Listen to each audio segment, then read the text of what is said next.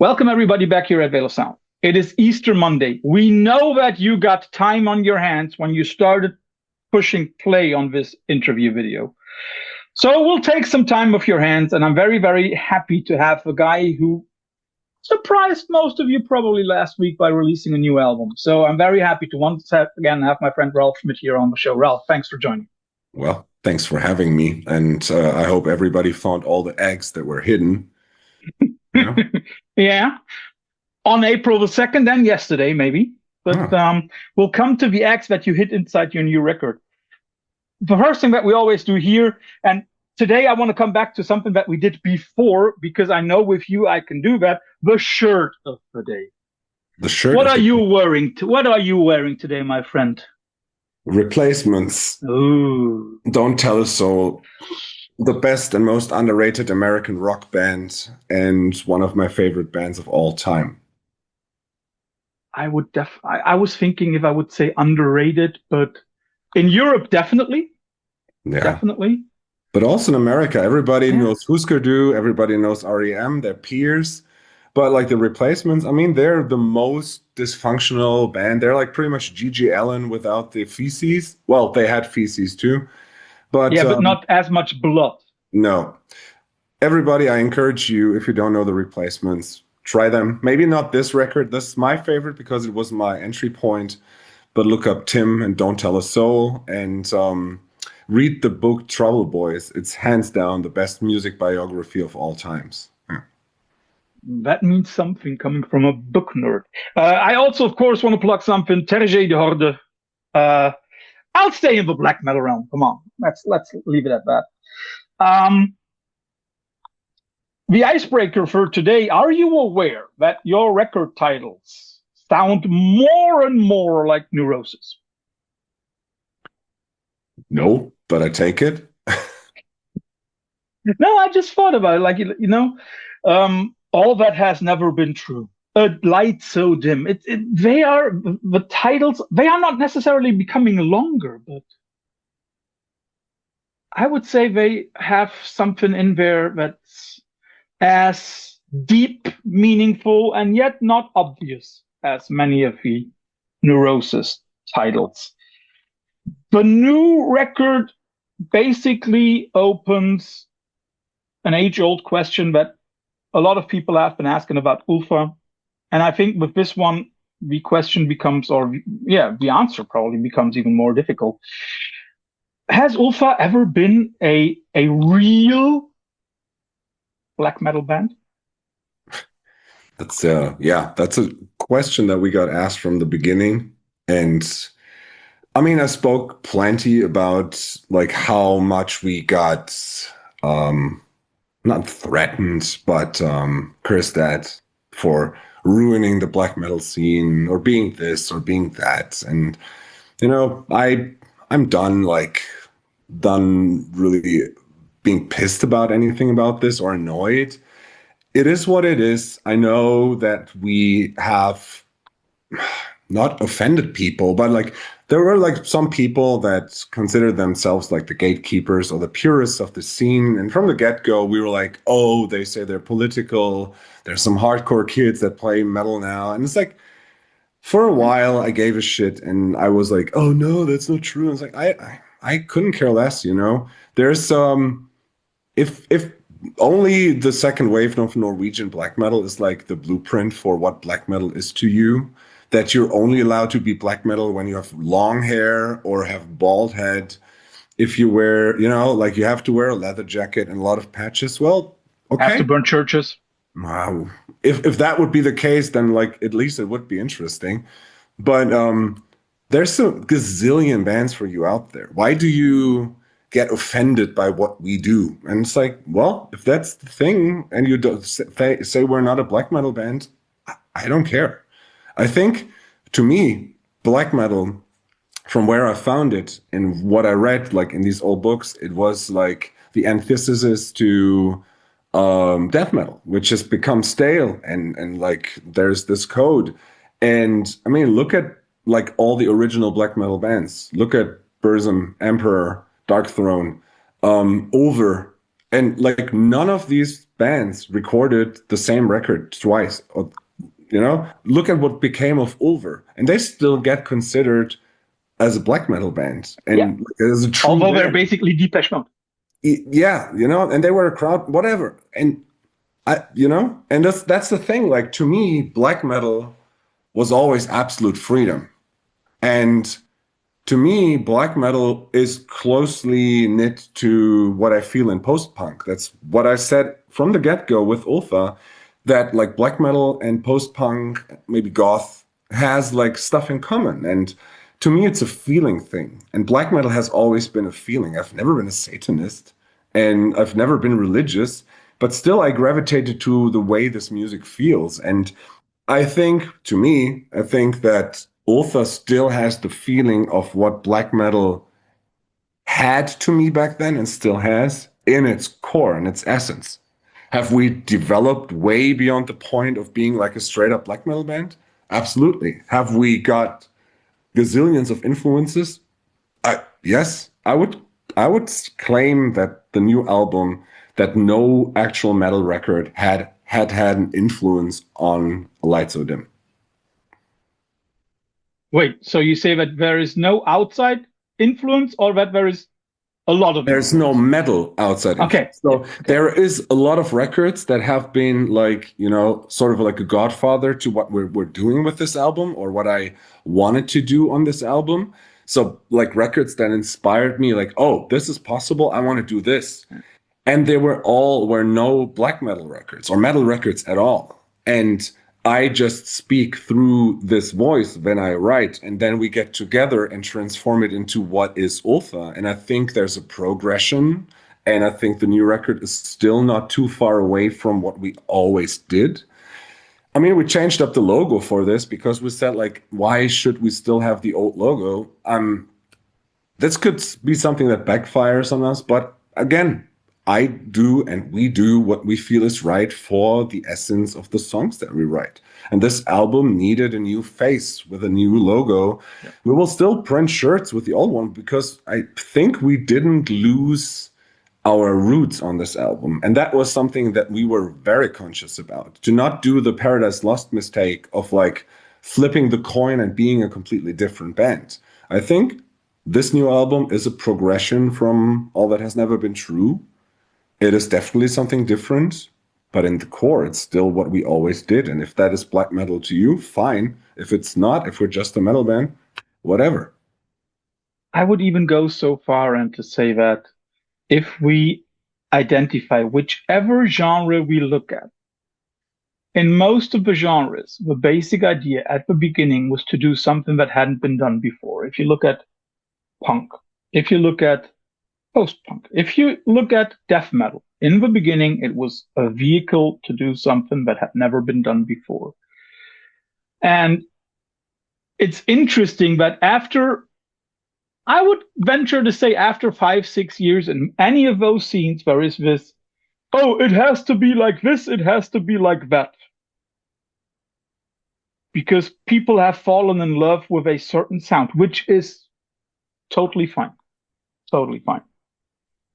But at the same time, you cannot want musicians who fell for the love of freedom and creativity. You cannot want those musicians that originally wanted to do something different. Can't tell them, oh, you got to keep this now for 30 years, 40 years.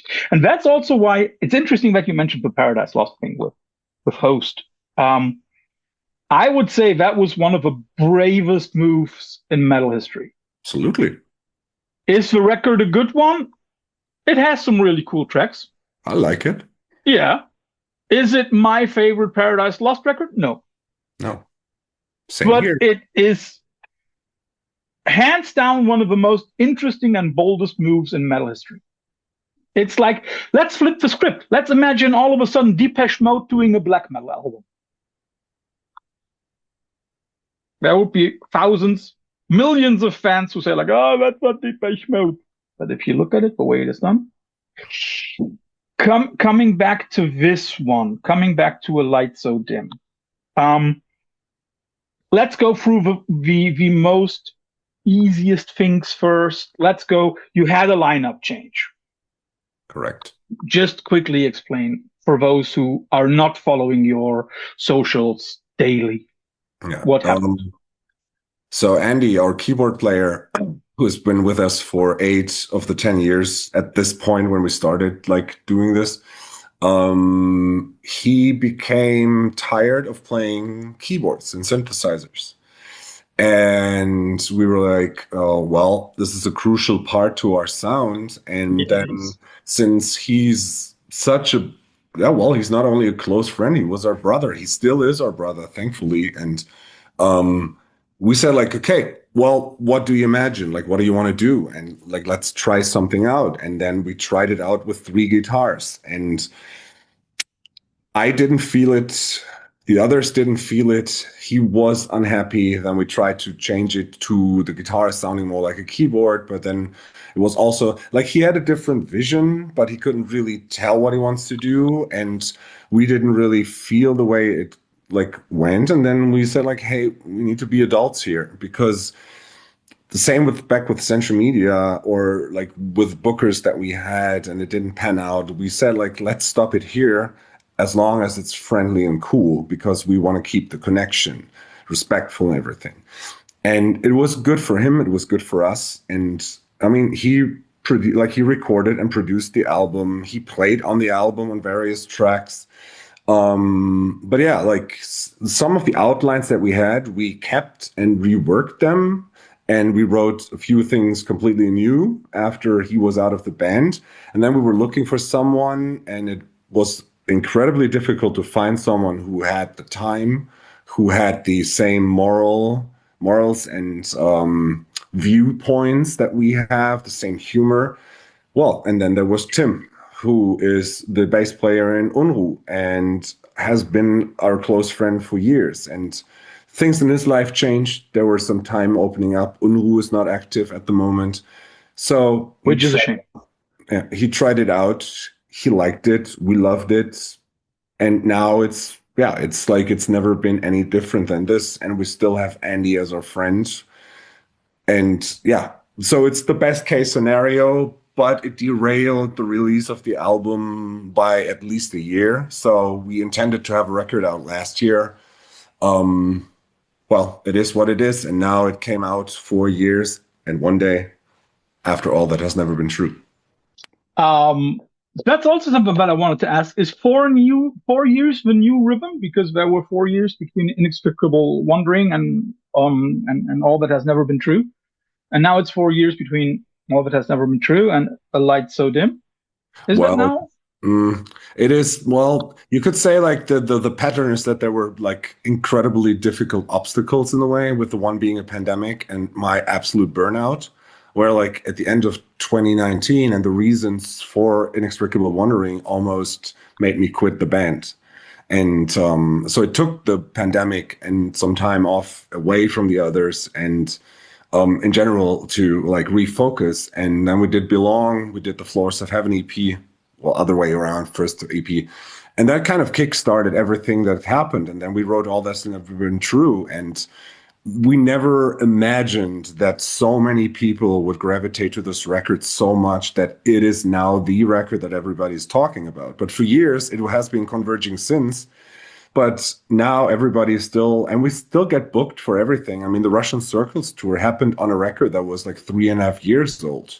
So I think we would have been faster if like the lineup change and like personal reasons weren't the thing. But like, there's never like, oh, we need to have so much time. I think the next one will be quicker. Something that struck me about your answer, you've mentioned Belong record. Would you agree that in a way that record in itself was, I don't want to say game changer, but it showcased how far you could take this? It was the first one with Lars, like where Lars was like fully involved. And I think it showed more what we feel comfortable at doing. And I think every record that we do, and that's why we did so many EPs and splits and like whatever Covers. we always try to distill what has happened before Mhm. and what is influencing us now. And Belong was kind of this epiphany for us where we're like, oh fuck, like this actually like all that we ever wanted to do. And then we had these super long songs. I mean, Constructs of Separation is 23 minutes long. And that was like the part where we said like, okay, like what's next? A 40-minute song? And that's when we decided for All That Has Never Been True to write shorter songs. And you know, we always analyze what we did, what felt right, and then we take it to the next level. And I think that's happened with All That Has Never Been True and now Light So Dim. So let's come to A Light So Dim. Um, this record is a very, very bold move. It already starts with the first song. It already starts with Unseen World. Because, I mean, like, there are guitars on it, but it sounds like industrial metal or industrial pulses. Let's put it like that. I know that you do not want to bother people. I know you don't want to annoy people. But was it clear from the beginning that Unseen World had to be the opener to the record? No, because stuff like this, like these very different songs, they happen later. It is, I like Love as We're Falling Down. So the second song on the album, that was the first one we did. It's clearly the one that's most classic Ultha. And that's where we started. And then like the journey of writing songs and different riffs and ideas. And so we had like 3 or 4 chunks that we worked with. Then with Andy out of the band, like focused more on like, okay, what do we want to do? And like with listening to these demos and everything, like the idea for the concept evolves. I already have like a sequence in mind where I think which song goes. And then I had like the idea of like, how do we want to start this record? And I had like, at some point, I just had like this pattern, this drum beat. And I had it in my head. And like, I said like, hey, I can distill the melody that is in Love as We're Falling Down. And we could do this on this beat and have it more like an opener intro track, which then like because it's very dark and it's like nightmarish, and that's where the record was supposed to start, because from front to back it's a journey from darkness to light, you know, like, and the beginnings was supposed to sound like After All That Has Never Been True, which was like the end of the trilogy, the person dying, everything fading and withering. It's like now you're in this limbo of nothing, and what do you do now?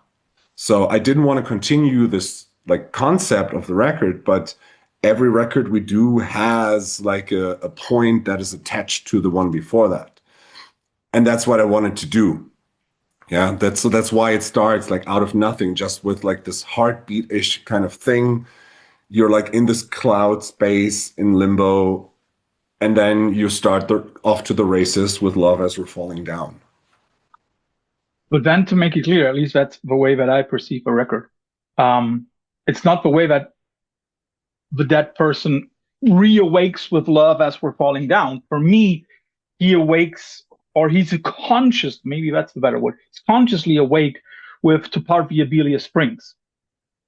Yep. So the whole record is, metaphorically speaking, like you waking the person up. It's like you're like the helper, so to speak. It is like from 2 perspectives. It's like the observer and the actual protagonist. And it's about, yeah, like you said, like the first tracks are like, it's kind of like waking up from a near-death experience. Yeah. And it's like, what did you learn? Like, what do you want to do now? Do you want to like give up and die? Yeah. Yeah. And to me, you know, like one thing we spoke about, like, are we a black metal band? You know, there's so much talk like within the black metal scene of like tropes that are allowed and which not.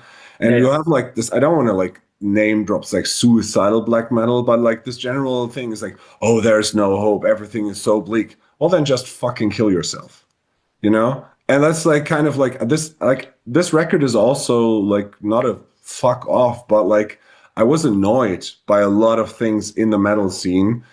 And I was like, no. And it's like, I want to be free. Like this record for us is like, like getting rid of some of the things that people like said we have to do musically, lyrically, from the songwriting standpoint, from the sound. And that's like about like, yeah, I mean, is the record still a negative, sad one? Yes.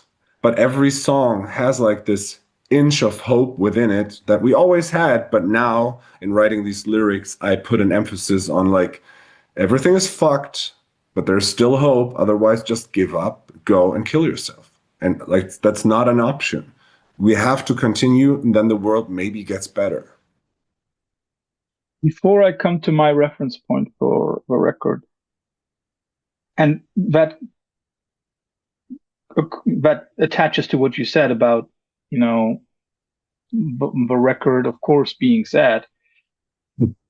There are points on it where I say, okay, that is brighter than ever. And there is especially one track on it, and that is Cherry Knots. Is that a love song, or do I just read it into it? It's a song about the biggest love that I ever felt. So it's a love song. Yeah, about my cat. I wasn't talking about a person, but it's Yeah. yeah. It is pretty much that's like her death was the tipping point. And um I wanted to do a song about this, about like what she like made me change in my life. Because yeah, she was diagnosed with cancer.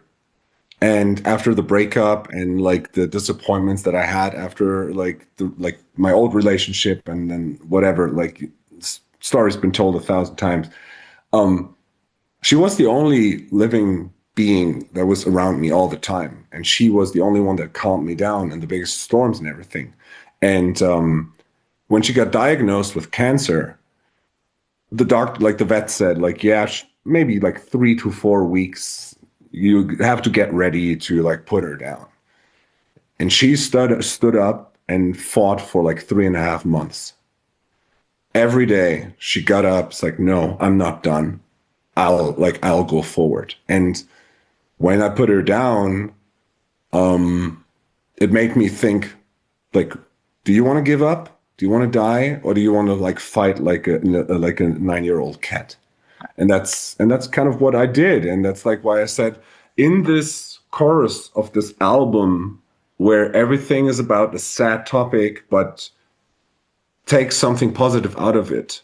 It is the last song. Is grief is only love perceiving.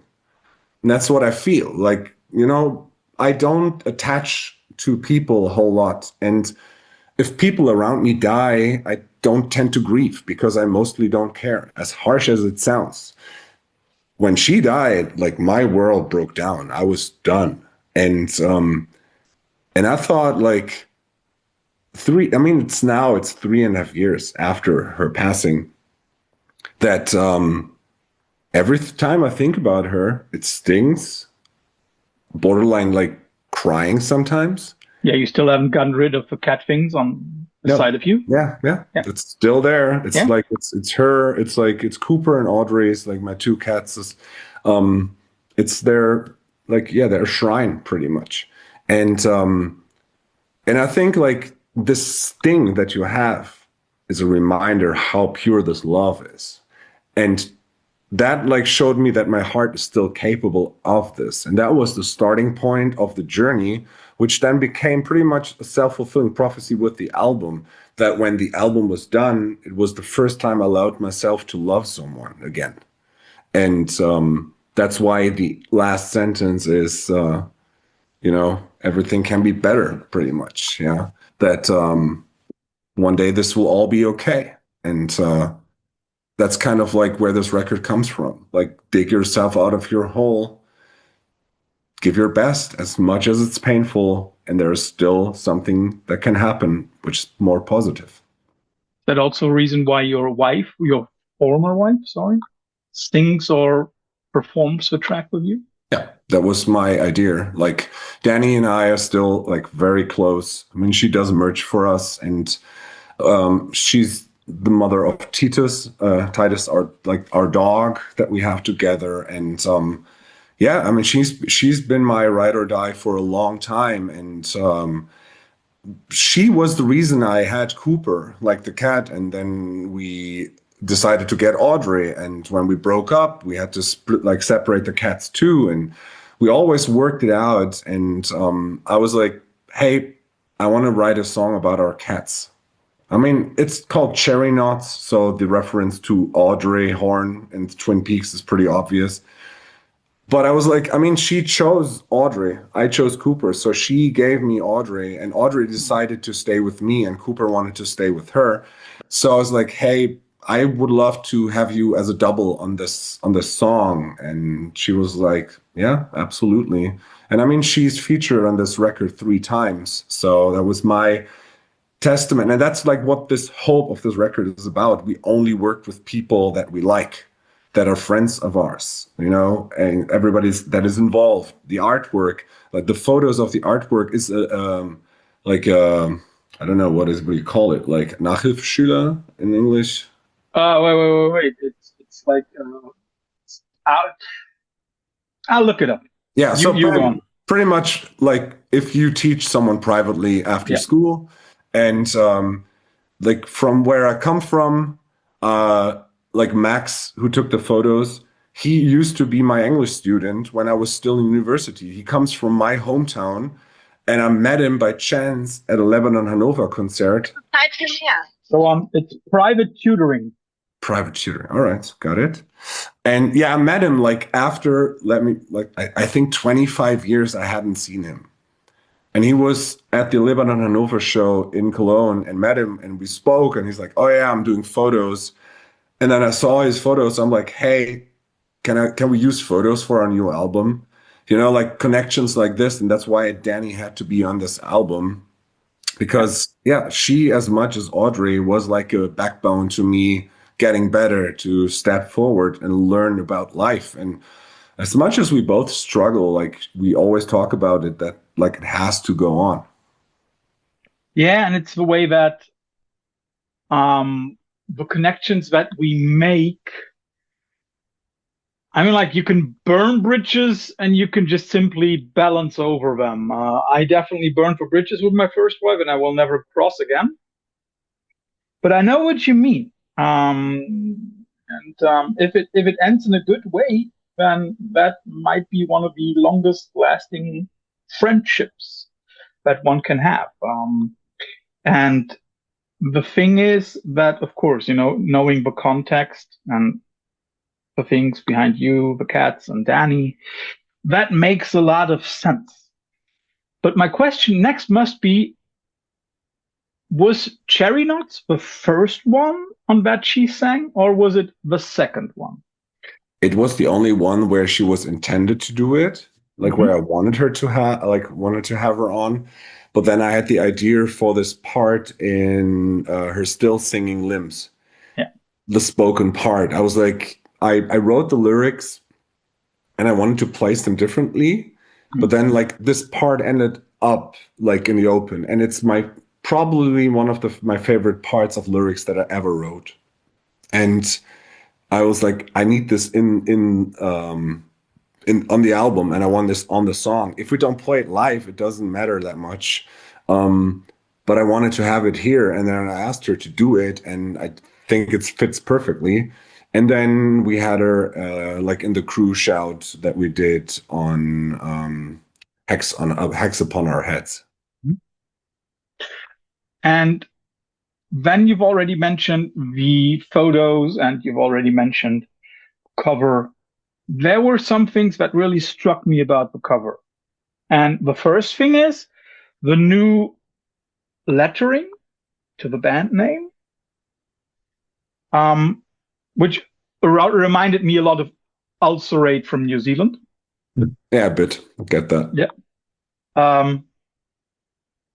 And at the same time, I like the new lettering because, first of all, it's not our typical black metal lettering, which we cannot read in most of the cases. But at the same time, it's not ultra modern. It still has some kind of old-fashioned complexity about it. And then looking at especially the cover itself, I thought it made a lot of sense because you can read the Ultha thing, you can read a light so dim, and all the things on the right side, on the little black stripe. Oh, the Obi strip. Yes, exactly, basically, right? It looks like it looks like a classical metal record or like a neoclassical metal record. But then you have the cover photo or the cover artwork, which to me are shapeless shapes. I'm not going to say what I see in that. PG-14. But what do you see in it? I mean, I know what it is. So, okay. Yeah. And I mean, I chose the picture as the cover artwork, you know? Okay. So I had this idea of what it is, but was it already that blurred out? The actual picture was, but it wasn't black and white, and we put some filters on it. But this is like Max's work. Like, I mean, we could tag Max in like the comments here, so people can follow him on Instagram.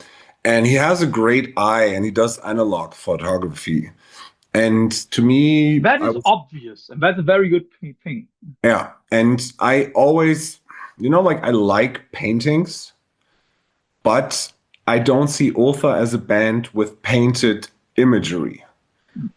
You know, like we had some like painted stuff, and we like the shirts were mostly painted. But like for the full length albums, I always want to have photos. It kind of speaks to me more. And you know, like I always have an idea when I put the concept together for the album. In my mind, there is like, this is around what I want. Like I had the idea for the Obi strip. Like I wanted to have it again black and white, but like some different elements to it.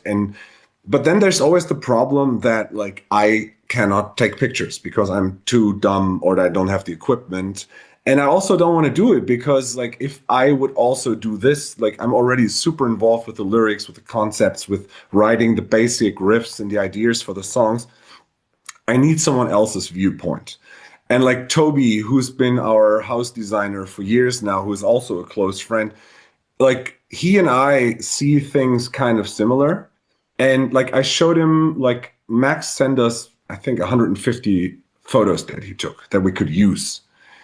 And it's like, okay, let's sort out. And then Toby did that, I did that. And then I had the idea of like, if you have the inner sleeves, because like the vinyl is like in printed inner sleeves, and both have like 3 pictures on the one side. On the other side, there's a flower and like the credits and the thingy.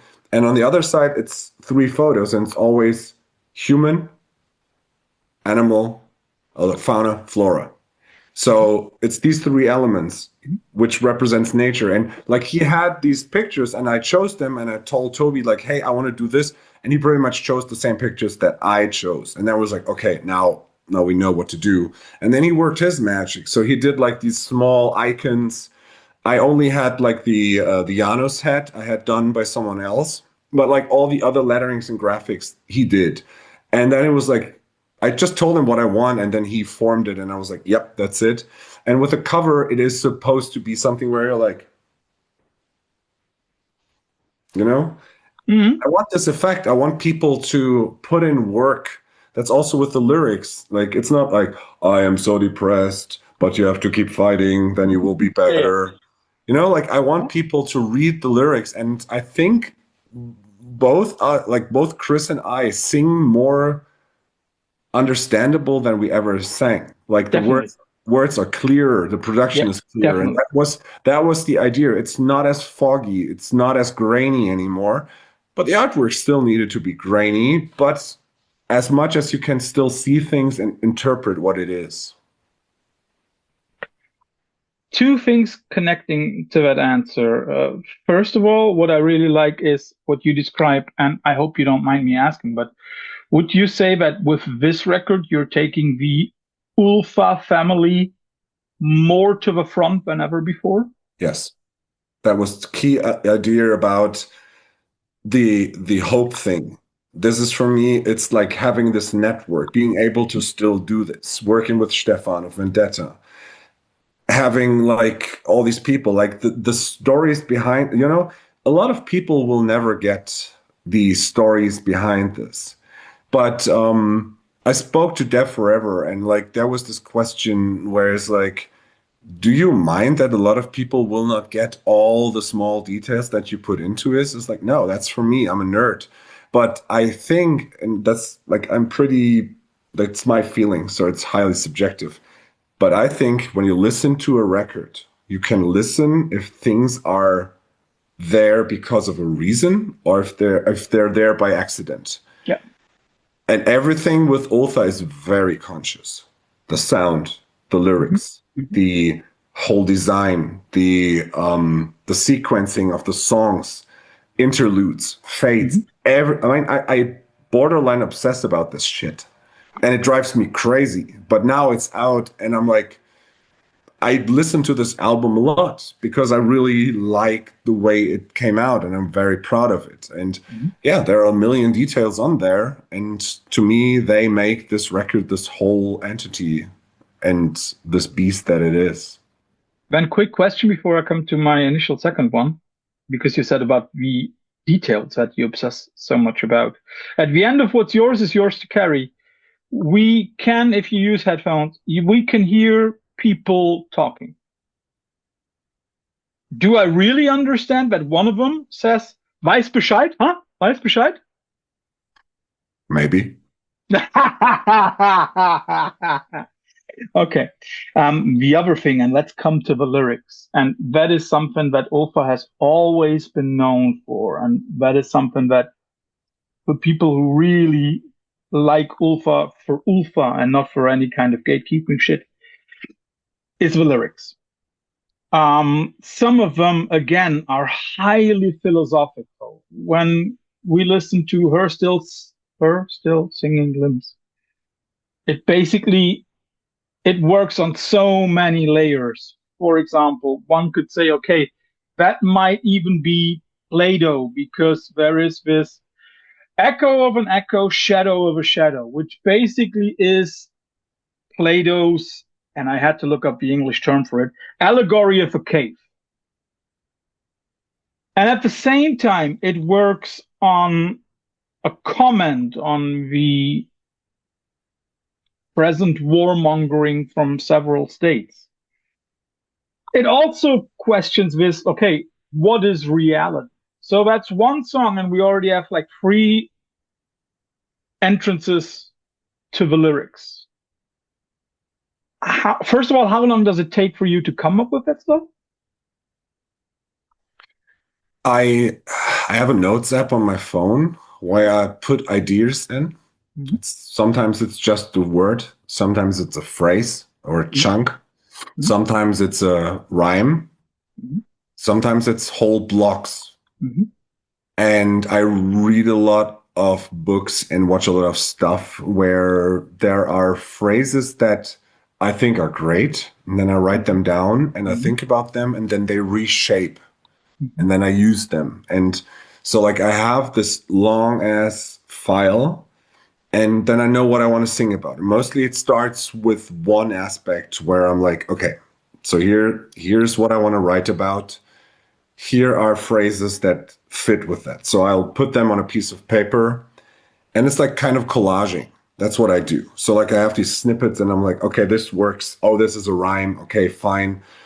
Oh yeah, this is cool. This works as a chorus or something. And then maybe like a derivation of this is then like the title of the song, because also the titles take me forever. Like they are pretty much, the lyrics are mostly done before the titles are done. So like in studio or like in rehearsal, all these songs had like band names of a different band where we're like, oh, this reminds me of this band. It's not like that we actually like attempted to sound like them, but it's like, hey, if we play together, it kind of reminds me of this. So that was like our work title for this song. And so like the song titles are last in line. But once I have the album title and the song titles, then the whole picture starts forming. And then I go back to rewriting the lyrics. Then it changes when I place the lyrics for Chris and me. And yeah, then I finished the whole thing. So, I mean, given like her still singing limbs took me a long time. That was a difficult one, but I'm also probably it's my favorite song on the album, and I'm incredibly proud of it. And I mean, the last sentence of what Danny says, it's pretty much the summary of this whole album. It's the struggle for ambition in an ocean of defeat, like a forest for a garden in a world you'll never see. That's kind of like what this record is about. And then there are other ones like Pink Light Soiling to Copper. That lyric took me an hour. You know, like it's different. But in general, the whole process of okay, the music is done now. Let's go to the lyrics is nerve-wracking. And as much as this record is a new beginning, it also, in a way, again, connects to some of the other stuff you wrote. I mean, like the last record was All That Has Never Been True. And there are so many moments on the new record when I look at the lyrics, I'm like, okay, it once again questions our notions of truth, and honesty, and also, in a way, fact. I mean, like, it's clear that lyrics very often are a reflection of the times in which they have been written. But is that something that really keeps you up at night or generally going? This question of truth? You mean the question about like thinking about truth? Is truth possible in this day and age? It is. And I mean, the album has the tagline Viva Reason, Viva Love. And there is still hope that there is truth. And there is truth. I mean, the truth. But you just said, like, you said there is truth. And 2 sentences later, you said, like, oh, there is hope, but there is still truth. Well, yeah, okay. You got me there. But like, I generally believe that there is still truth in this world. Mm. It's just a matter of perspective now. Mm. And because there's so many people that torpedo what the actual truth is to fit their narrative. And I mean, we've got this like in a huge scale now in the darkest Trump timeline that we're in. Yeah. You know, like the politicians, like, I mean, if you torpedo the outlets that have spoken the truth for so long, people start doubting it. And I still think that the pandemic was the breeding ground for all the shit that we're in now. Definitely. Because people started like, you know, like the Telegram groups and, you know, and then like YouTube University. Yeah. And I think today, I mean, I see it in school. I think the new prophet is not Muhammad, but it's TikTok, you know? Okay. Don't get me wrong. It's not like something anti-Islamic. That's absolutely not the case. But like the prophet. But I know what you mean. You know, like the prophet that these people like pray to is like social media and the false truths that everybody can spread. And I think we're lost in a generation of kids that are not learning like how to actually find the truth. And the problem is not them because they don't know any better. Like we need to teach them. Yeah. The problem is that like the people in our age group that they kind of like gave up on like actually caring for what is true. Yeah. But like what fits my narrative. And that's the thing now. Like if I believe any bullshit, I will find sources black on white that's like, look here, it's the truth. And it's like, no, it's on the internet. See, and that's the thing, like what this record is about. There is still hope. I think we can get back to this. But like when I still played in Sur, the bass player's sister, she's a political major. And I spoke to her about this when like the whole like shit started with you know, like with the 7th of October and everything that came before that. And like seeing like how the AfD rises and all that stuff. And she's like, hey, like it has always been like this in politics. It takes 30 years. And you know, like we did so much to become more open-minded, you know, like trans rights, veganism and all that stuff. And it was never to the point where it's like, hey, here, eat my veganism, you know? Yeah. But it was like, let's talk about it. And some people were like, huh, fine. But I think, like in general, there were a lot of people that were like, yeah, everybody's talking about this. I'm not daring to say that I think differently. But now I can finally say that again. Yeah. Now I can scream it out in the open and I don't get persecuted if I say like, hey, these migrants, they are the problems. Like, like shit like this. So lying is the easy way. And right now, the egocentrical state of the world, like it feeds off of lies. But I think there will be a turnaround at some point. We just have to fight and try to stand up for what's right. And I mean, we've been like punched in the face so many times because of like slandering lies told about us. Let's It not is, get there. man, let's not get there. No. I mean, I have that in school. I have this in my private life. I have this in the band context. It is just how the world is. And this album is our statement. It will be better at some point. We just can't give up because then these assholes won. Yeah, and I think for you and me as teachers, it is. I think it's easier actually to see hope because we still have an influence on those kids in a positive way in the sense of, okay, you see this picture, it's fake. I show you how to see that it's fake. And I mean, like, education has always been probably the most important job everywhere, anywhere. Connected with medicine. Sorry for that. Sorry. I'm like, we have a chance of showing them how to see the lies for what they are. And when I look at my students, I would never in my life say that they're uninterested in the truth. They just don't know how to find it. And that is something that, and also with the rise of AI, we have to show them how to do that. But I really think that we just have to stand that generation between our students and us who are just ignorant asses. Sorry to say it like that. Yeah. Let's get back to the record. What struck me was one question, and I know you're a nerd, so I think you might quickly get my idea. Do you know a band called Sisters of ... Sisters of Mercy? No. Sisters of ... That's the name of the band. That's the name of a band. That's a lousy name keeping. Like, I mean, no, I don't know. I can teach the nerds something. Yes. I also looked it up because I was sure I had heard it somewhere. Sisters of is a side project of the Appleseed Cast. Okay. So it's one of the guys from Appleseed Cast, and he has other musicians coming in and do stuff with him. And then my question is already answered. Are you aware that there are two tracks by Sisters of called Sister Faith and Sister Chance? Oh, okay. No, I didn't know that. But I would assume that they're fans of the same movie that I'm a fan of, where I stole the name from. Probably. Yeah.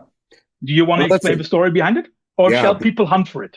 Nah, I can tell you. But like, first of all, really? I mean, you have a band that's called Sister Off, and then you do like Sisters Off. The nerds among us must keep it real. Yeah. Sisters Off. Game Game I'll send you the link later. Yeah. Okay. It's post-rock. I would never do stuff like this, like so if like Ultha has a song, Songs of the Ulth or something, like, well, but like creative decisions, everybody. It might be your entrance into Cologne Carnival. Fuck that. Never ever. God. I've just survived another season. Be careful. There were so many Cologne bands that said that, and still they ended up at the Gürzenich. Be careful. But I know what you mean. Sidebar, I have a girlfriend now, and she's heavy into Carnival, and it was really complicated. No, it's a reference point to the 1981 movie Possession. Yeah. Yeah. I don't know if you're aware, like if you know the band, like the movie by like I will butcher his name, Andrei Zulwacki, I think. And Yeah, that's one of my favorite movies of all time. It's a horror movie with Sam Neill. And And there are those two characters, right? yeah, well, the main protagonist, Isabella Gianni, is like, to me, one of the hands down best female performances on camera ever.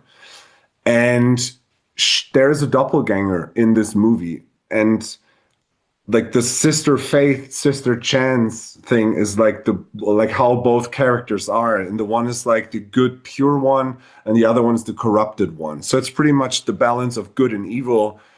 And that's why I did like two takes to singing the lyric or speaking the lyrics. That's why it's like my voice two times in different tonage, you know. And some points the other voice wins, which is then Chris's. And yeah, this song is like my other favorite, and I think the chorus of that song is probably the, well, not the best thing, but like my top three things I ever wrote is the chorus to Sister Faith, Sister Chance. Everything that happens, there's two layers of vocals. They're like two guitars, bass, and the synths. They're all playing different melodies, but still, it like everything comes together. It's almost Beach Boy-esque. And when we finished this and did the like the lyrics, Chris and I were like, "Oh my God, yes!"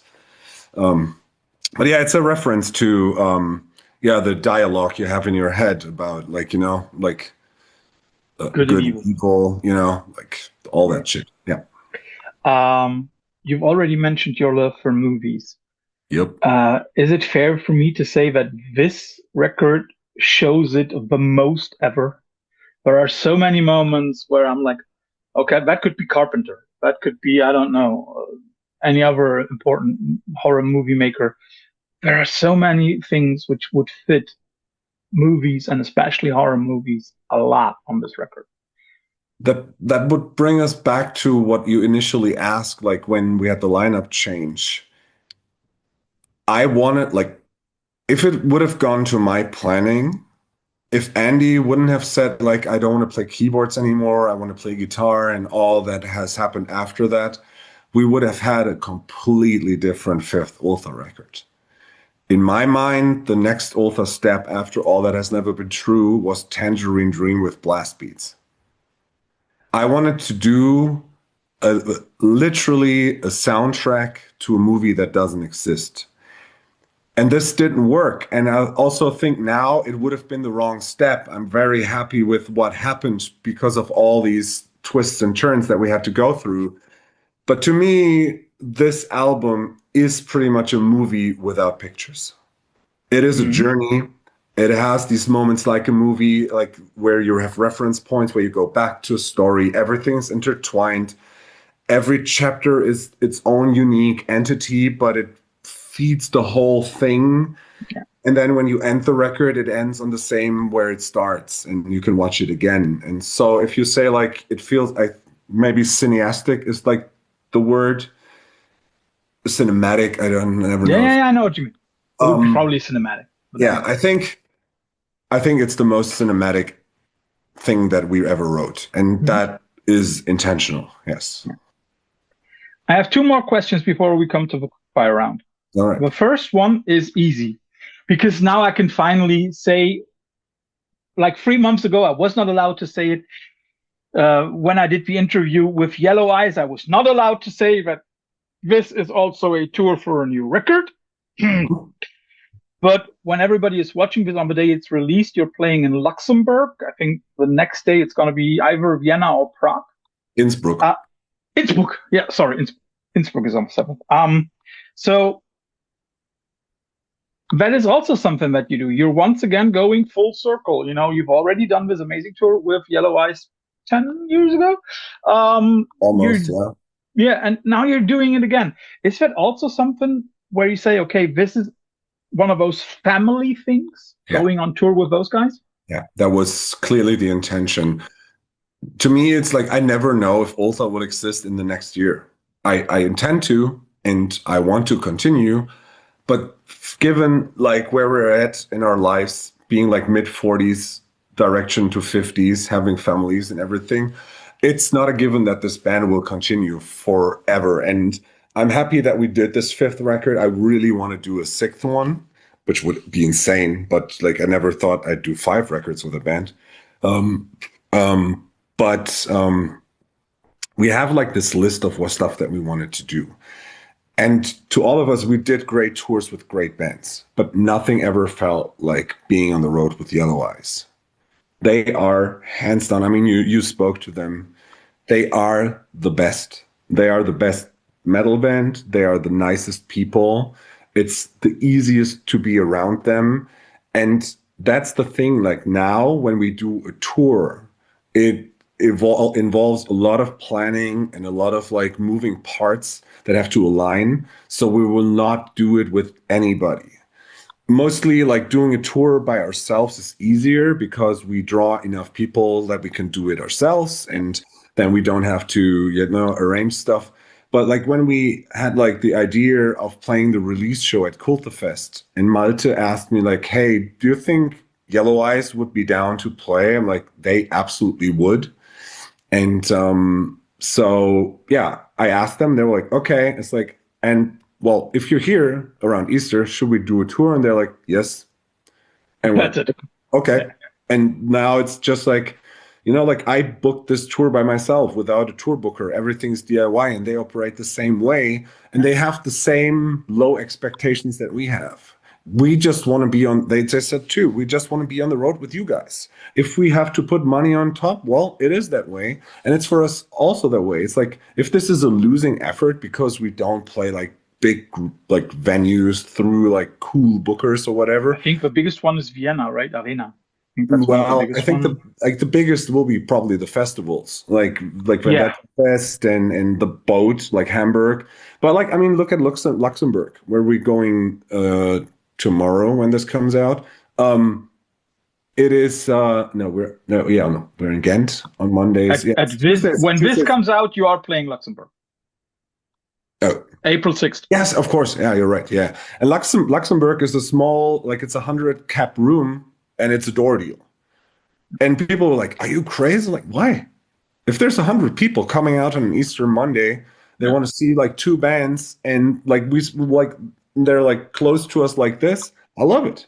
I want to play that, and I would just as old school as can be. Yeah, and it's like I would just like if we go out, we want to have fun, and like there's not much more fun than like hanging out with like Ultha boys, like, and also like then on top with Yellow Eyes, that's like family vacation. And I mean, we'll play Saturday, return Sunday, and then Monday I have to teach again, and I will be completely shot, but I can't wait to do it. Yeah. But it's a family. By the way, what will Yellow Eyes do between you going back to school and playing Roadburn a few days later? They will play one show in Denmark, and they pretty much just travel around and hang out. They're like so much just like, hey, we're there anyhow. We have time. They would hang out and just go like strolling through the forests or whatever. Like that's what I said. They are the easiest people to be around. There's no attitude. There's no ego, and I think that goes for us too, and that's why it clicks so much. And here I can lead into the final round of this interview. And with Yellow Eyes, and especially with the last 2 records, it could also be questioned whether we are still talking about a true black metal band. Like, again, does it matter? No, it doesn't, but that's what I like about it. It's kindred spirits. Yes, right. And that's the thing, like when people ask us like, what black metal do you listen to? What like black metal influences you? There's nothing that sounds like the stuff that I've been into forever, Yeah. I mean, Ultha started because of American black metal bands like Ash Borer and Weakling and Fell Voices that were already different than like from what most people have, but they spoke to me. And nowadays, like if you're like, okay, name your top 3 contemporary black metal bands right now, it would be Yellow Eyes, Flüsterers, and Ara. They couldn't be any more different than these 3 bands, but they all share the same. For me, it would be a fight between Flüsterers and Iskander, but I know what you mean.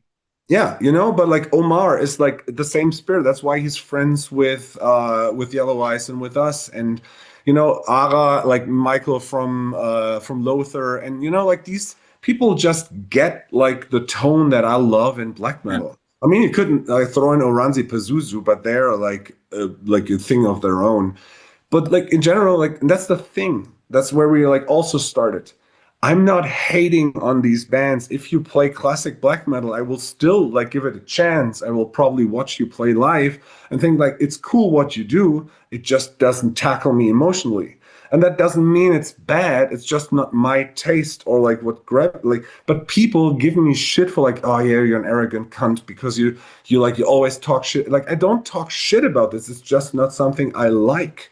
And that's the same thing. If you don't like Ultha, it's You fine. don't like Ultha. Yeah. It is subjective. But why do you need to spend hours talking shit about us because we don't fit your viewpoint? Just Your don't, narrative. yeah, ignore us. We're like one band in a gazillion other bands. Why do you waste your breath on this? And it's like, hey, if that floats your boat and gives you a hard on, have fun. But like I don't give a shit anymore. I have one thing, and we both hate Böse Onkels with all our heart, but one of their slogans fits to that perfectly. Um, Euer Neid und euer Hass sind unser Ansporn. And it's like your jealousy, your hatred, that's what keeps us going. I would. Sorry. No, I don't think so. Like, not. I also. It's not what keeps you going, but it's Yeah. like it is like in a way, we are living rent free in your head. Yeah, but I'm not living in spite anymore. And that's also a thing that has changed, you know? Mm-hmm. Like Danny gave me a fortune cookie at some point. I opened it up and it said, "Stop worrying about things you cannot control." Mm-hmm. I still have this on my wall in kitchen. And that's the thing where I thought about like, there's people that hate me. There's no the people that like don't like me. That's We're fine. teachers. Yeah. Do I hate them? No. No. I sometimes I pity them or I think it's like, but I don't care.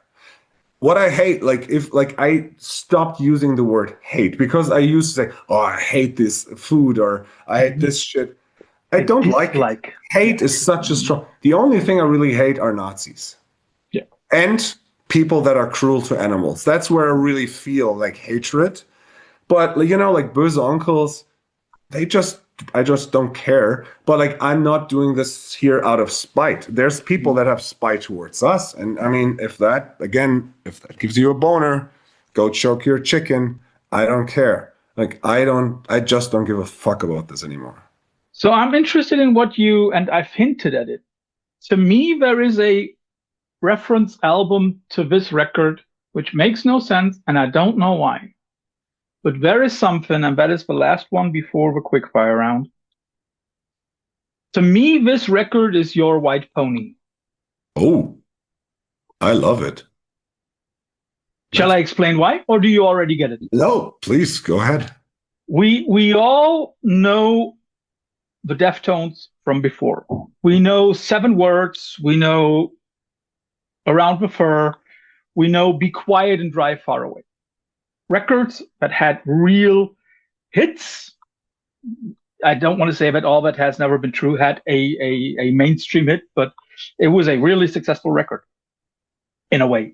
And then the Deftones dared do White Pony, which back at the time looked a little bit like career suicide. In hindsight, I would argue that this is still their most important and best record.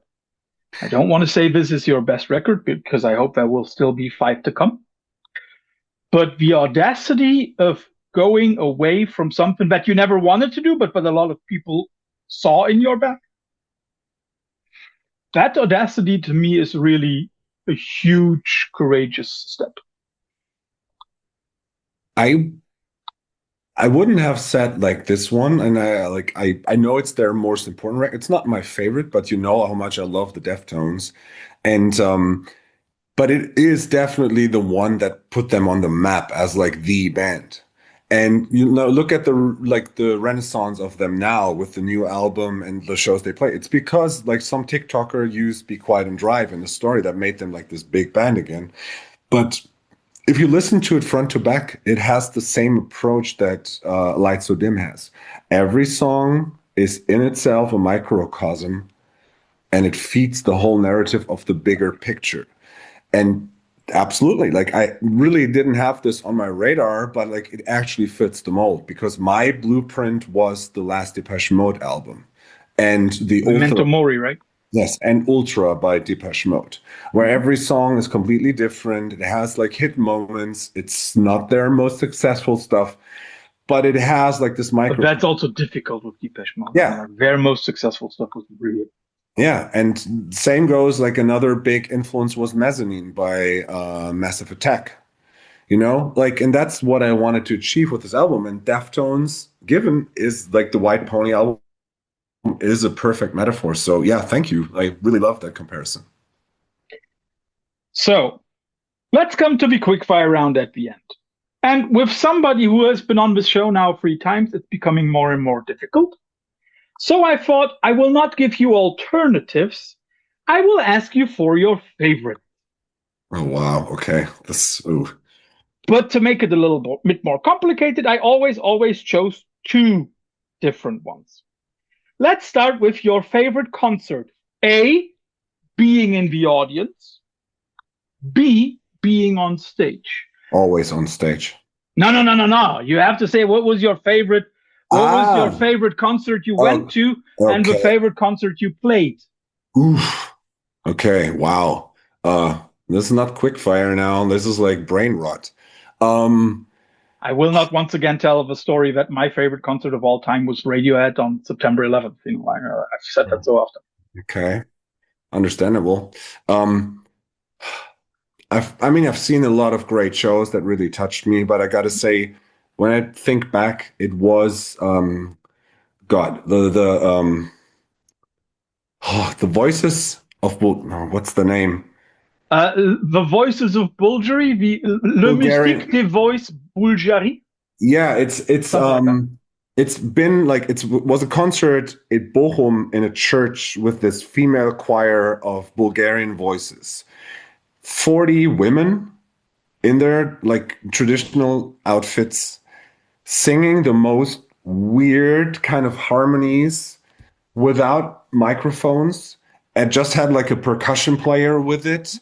And then like you already like I had goosebumps on top of goosebumps just listening to them. And I'm like, oh my God, this is the most beautiful thing ever. But then Lisa Giraffe, That Can Dance came out and she like toppled them and then they sang together. And I sat in this church and tears rolling down my eyes. And I was like, this is the most beautiful thing.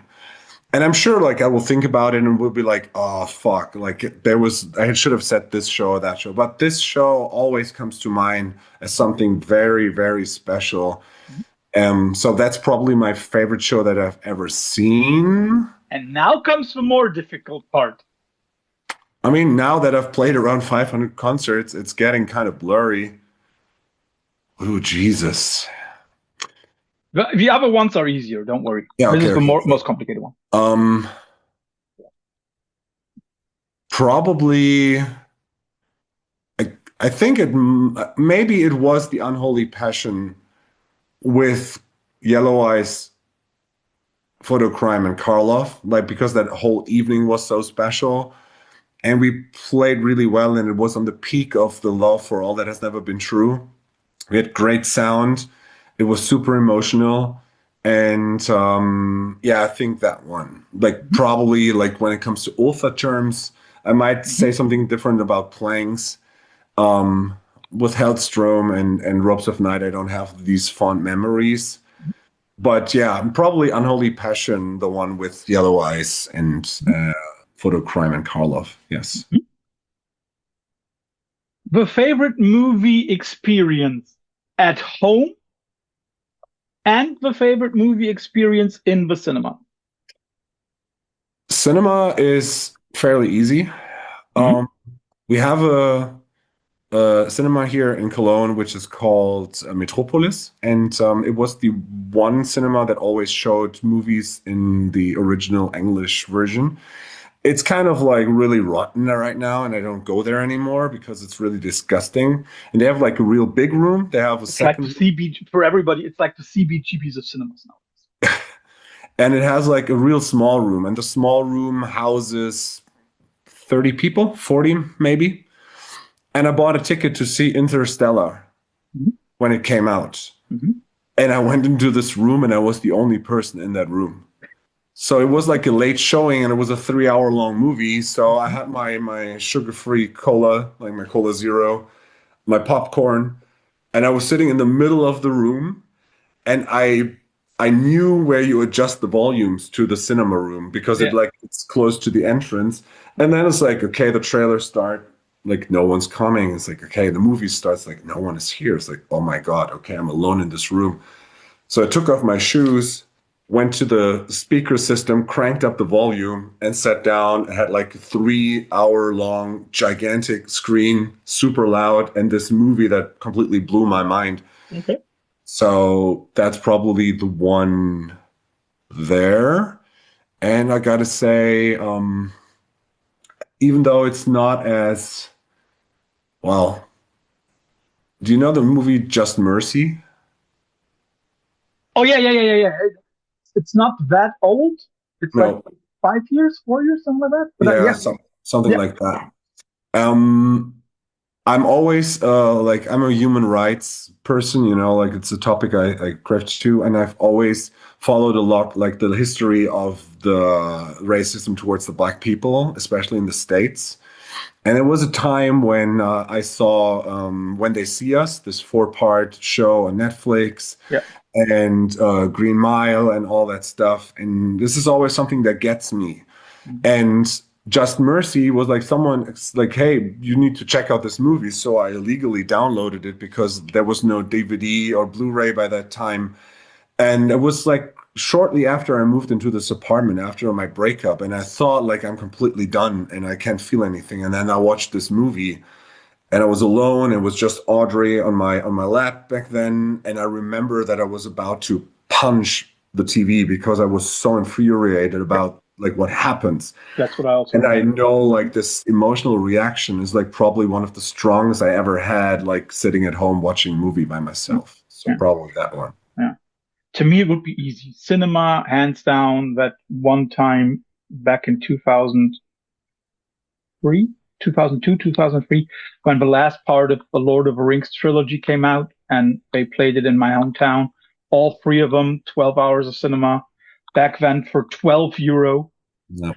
Good Unbeatable. old times. Yeah, good old times. And the other one at home, I was really impressed by my daughter a few months ago when we together, just the two of us, watched Casablanca. Oh, nice. And she got it. That's cool. And when we had a conversation where we're like, okay, is this a happy ending or not? And that was very cool. Yeah. The next one, you don't get an alternative. You just have to tell me which one. And I know you're an English teacher, so you will have an answer to that. Which one is your favorite Hamlet movie version? I've never seen any movie of Hamlet. You can ask me about Romeo and Juliet, and I can tell you how much I was. Okay, Romeo and Juliet. Which one do you prefer? I mean, Claire Danes and Leonardo DiCaprio. I was so in love with Claire Danes when I was younger. I still love the soundtrack. I love that it's so over the top. I think it still holds up. And that it changes the ending. Yeah. Because one of them dies knowing that, you know what I mean? Yeah. So it changed the ending. Yeah. That is also something that my daughter spoke about. Like, Dad, that's not like in the book, because we had like this children's versions. Yeah, okay. So she knew the ending, and we watched it, and she was like, "That's not in the book." Favorite vampire movie? Ooh, okay. Now here we go. Oh man, vampires are my favorites. Oh boy. But only movies, not books. Yeah, I was thinking about TV shows and movies. That's also okay. TV shows, movies, that's okay, but no books, because there are just way too many at the moment. Maybe it's a combination of both. Do you know Chapelwaite? Yeah. Chapelwaite is the precursor to Salem's Lot, and it's a show. So I love that show. It came out at the same time as Jesus, what was that? Midnight Mass on Netflix. Mhm. Same time, both excellent, loved it. Mhm. Um, and yeah, then like the first Salem's Lot is like one of my all-time favorites, but it's not my favorite. Oh God, Kinski. Yeah, like Nosferatu, the Kinski Mhm. one is probably my favorite. Mhm. And okay, I make a top three real quick. So Kinski, like Herzog, Nosferatu, best ever. Like to Mhm. me, it's like with the Popol Vuh soundtrack, perfect movie. Yeah, Near especially because of the sound. Yeah. Near Dark is the second one, Mhm. which is like because it has the whole cast of aliens and like all these people I love, and it has Lance Henriksen as the coolest badass vampire. So that's more like a trashy kind of action vampire thing. Yeah. And after that, Salem's Lot. Yeah. Mhm. I have to admit that my choice for that would be the opulence. I also would have two choices. It would definitely be Francis Ford Coppola's version. I love that one. Fantastic. And in a similar way, opulent is Interview with a Vampire. Although I do not like Tom Cruise, Yeah. but it lives of Kirsten Dunst.